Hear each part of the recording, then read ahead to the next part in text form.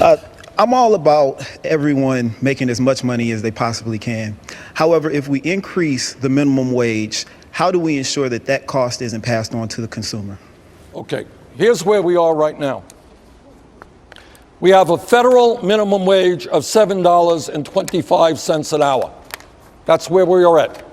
You can do the arithmetic as well as I do. Multiply that number or multiply $9 an hour, $10 an hour, 40 hours a week, 50 weeks a year. And you know what? You come up with a sum, with an income that nobody can live on and certainly cannot bring up a family on. All right? So here is my radical idea. You ready for a radical idea? Yeah. All right. My radical idea is that in America, if somebody works 40 hours a week, that person should not live in poverty. All right, that's the radical idea. I believe we should raise the minimum wage to a living wage, and that is $15 an hour over the next several years.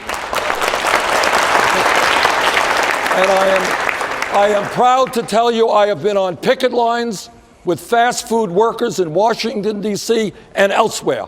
And these people deserve an enormous amount of credit for their courage, and we are making real progress. Cities now, like Seattle, Los Angeles, San Francisco, are beginning, have passed legislation to raise the minimum wage over a period of years to $15 an hour.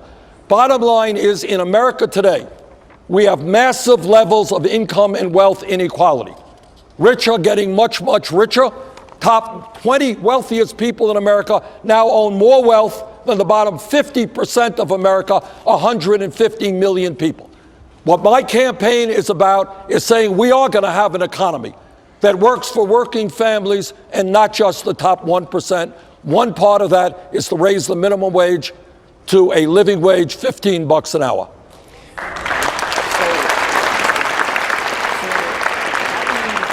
How do we ensure that once we increase that to $15 an hour, that we're not creating a situation where those same people are now below the poverty line because prices are going to, I would assume prices are going to increase? Look, the truth is, yes, you may end up paying a few cents more for a hamburger at McDonald's. But you will be, if you're that worker going from $8 or $10 an hour to $15 an hour, you're going to be a lot better off. And I'll tell you something else. We have 47 million people living in poverty today.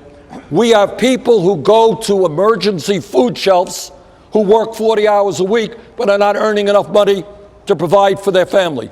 When we put money into the hands of working people, you know what now that happens? They can go out and buy products, they can go shopping, and when they do that, they create jobs. So instead of giving tax breaks to billionaires and thinking that's going to trickle on down, my view is you put money into the hands of working people who spend it and then create more jobs. Thank you very much.